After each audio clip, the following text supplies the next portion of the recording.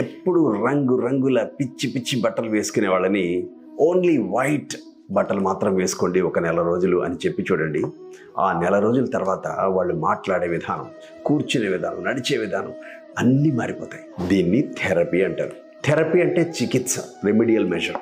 Hand రైటింగ్లో కూడా ఒక చక్కటి థెరపీ ఉంది, దాని పేరు గ్రాఫోథెరపీ.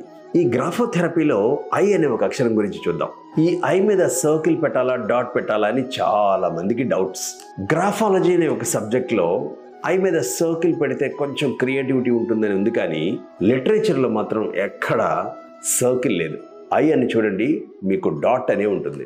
గ్రాఫాలజీ ప్రకారం ఐ మీద డాట్ దూరంగా పెట్టే వాళ్ళకి ఫోకస్ తక్కువ ఉంటుంది, అబ్జర్వేషన్ స్కిల్స్ అంతగా ఉండవు, ఊరికే మర్చిపోతూ ఉంటారు.